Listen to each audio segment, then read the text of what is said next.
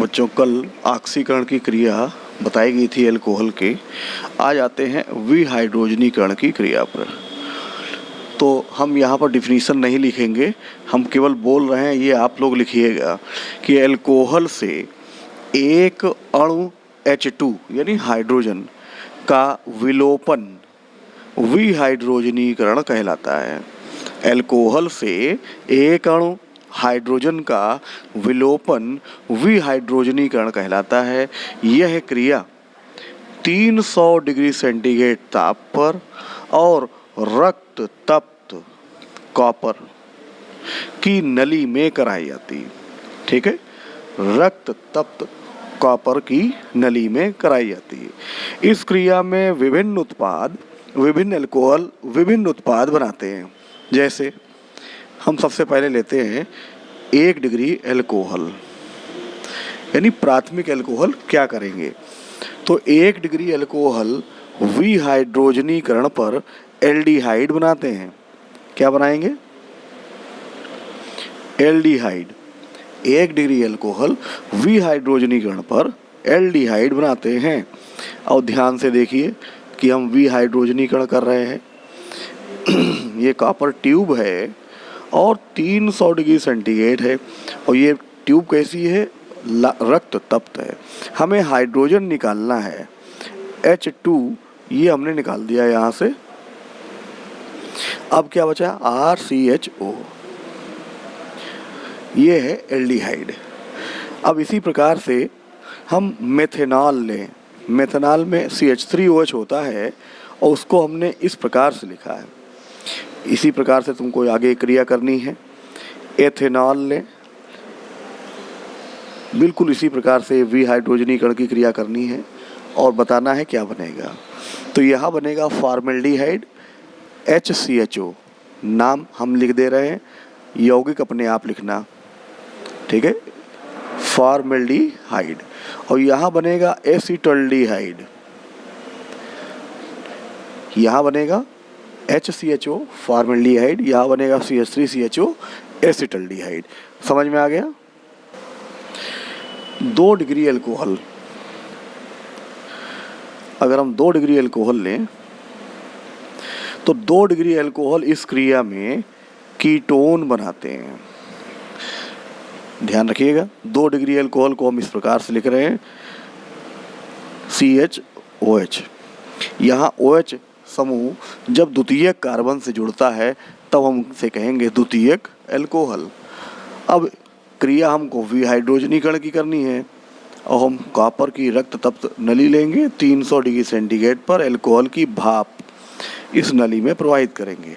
ये H2 gas निकलेगी। इसी क्रिया को हम कहेंगे विहाइड्रोजनीकरण। अब यहाँ C के साथ O बचा है और C की 2 वैलेंसी ये है तो 2 खाली हैं।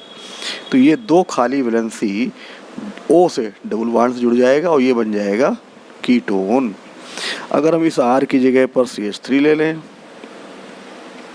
तब इस अल्कोहल का नाम है प्रोपेनॉल 2 या आइसोप्रोपिल अल्कोहल। और तब हम इसका विहाइड्रोजनीकरण करेंगे और तब यहाँ से H2 गैस ऐसे निकल जाएगी और बनेगा क्या? एसीटोन। इतना समझ गए? अब इसके एक बाद हम और क्रिया दे रहे हैं, वो आप लोग करिएगा और बताइए क्या बनता है। CHOH, सेम यही करना है। इतना समझ गए?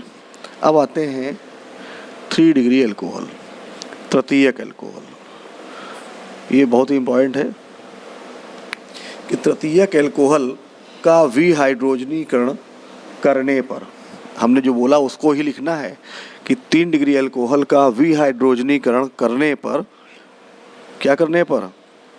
विहाइड्रोजनीकरण करने पर ये निर्जलीकृत हो जाते हैं। निर्जलीकृत हो जाते हैं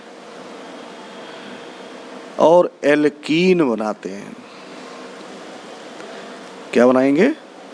एल्कीन। अब इसको देखें कि 3 degree alcohol CH3 single bond C, CH3 और यहाँ भी हम CH3 लगा दें और इस तृतीयक कार्बन से OH जोड़ेंगे तो ये 3 डिग्री अल्कोहल होगा। अब हमें इसका विहाइड्रोजनीकरण की क्रिया करनी है कि कॉपर ट्यूब और 300 डिग्री सेंटीग्रेड पे ये रिएक्शन करानी है। अब यहाँ से एक H निकालेंगे, इस OH में डाल देंगे। इस प्रकार से ये निर्जलीकरण हो गया। हमें कराना था विहाइड्रोजनीकरण, हो क्या गया? निर्जलीकरण। अब इसकी वैलेंसी और यहाँ इस कार्बन की वैलेंसी खाली है तो यहाँ डबल बॉन्ड से जुड़ जाएंगे और CH3 single bond C, double bond ये अब यहाँ लगा दे रहे हैं CH2 और सिंगल बॉन्ड CH3। इसे कहेंगे आइसो ब्यूटीन या 2 मेथिल प्रोपीन 1। इतना समझिए। अब आते हैं हाइलोजन से क्रिया। Halogen 1 degree, 2 degree, 3 degree alcohol का हाइलोजनीकरण तथा ऑक्सीकरण। ठीक है, यहाँ ध्यान रखना, जो हम बोल रहे हैं वही लिखना है कि halogen 1 degree, 2 degree, 3 degree alcohol का हाइलोजनीकरण और ऑक्सीकरण दोनों कर देते हैं। ठीक है, ये दोनों क्रियाएं हाइड्रोजन कर देंगे।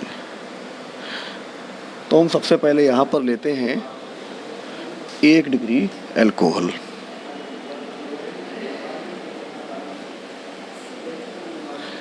एक डिग्री अल्कोहल लेप और उसके बाद ये क्रिया देखें। हमें यहाँ पर हाइलोजनीकरण और ऑक्सीकरण दोनों कराना है। देखते हैं। सबसे पहले हमने लिया CH3 CH2OH प्लस Cl2। यहाँ से पहले तो क्लोरीन ने अल्कोहल का ऑक्सीकरण किया और इससे बन जाएगा 2HCl, बचेगा CH3CHO।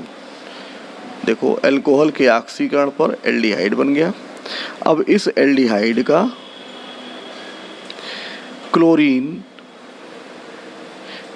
क्लोरीनीकरण करेगी, तब हमेशा अल्फा H निकलते हैं क्लोरीन के साथ 3HCl। अब ये 3 Cl जो बचे हैं वो इसी में फिट हो जाएंगे, हो जाएगा CCl3CHO। इसे कहेंगे क्लोरल। तो यहाँ पर क्रिया क्या हुई कि क्लोरीन ने पहले ऑक्सीकरण किया और उसके बाद क्लोरीनीकरण किया। अब आते हैं 2 डिग्री अल्कोहल। यहाँ 2 डिग्री अल्कोहल लें, CH3CHOH। पहले क्लोरीन ऑक्सीकरण करेगी, ये देखिए ऑक्सीकरण हो गया 2HCl और ये O इसमें लग जाएगा तो बन जाएगा एसीटोन। इसे कहेंगे एसीटोन। अब इस एसीटोन का क्लोरीनीकरण कराएं तो अभी हमने बताया था क्लोरीनीकरण हमेशा अल्फा हाइड्रोजन से होता है। तो यहाँ क्रियात्मक समूह के इधर भी अल्फा कार्बन है, इधर भी अल्फा कार्बन है, ये दोनों पर जुड़े हुए H अल्फा हाइड्रोजन होते हैं।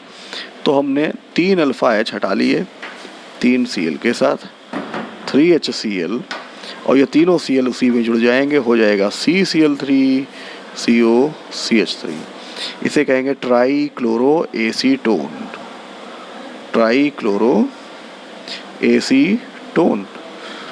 और आते हैं 3 डिग्री अल्कोहल पर।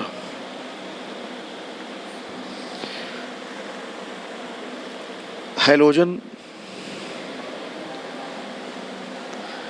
3 डिग्री अल्कोहल का ऑक्सीकरण नहीं कर पाते। क्यों? क्योंकि 3 डिग्री अल्कोहल में अल्फा H परमाणु नहीं होते। क्लियर हो गया? अब यहाँ ऑक्सीकरण के साथ साथ हाइलोजनीकरण भी हम यह बोलेंगे। हाइलोजन 3 डिग्री अल्कोहल का ऑक्सीकरण तथा हाइलोजनीकरण नहीं करते क्योंकि 3 डिग्री अल्कोहल में अल्फा हाइड्रोजन परमाणु नहीं होते हैं। क्लियर हुआ?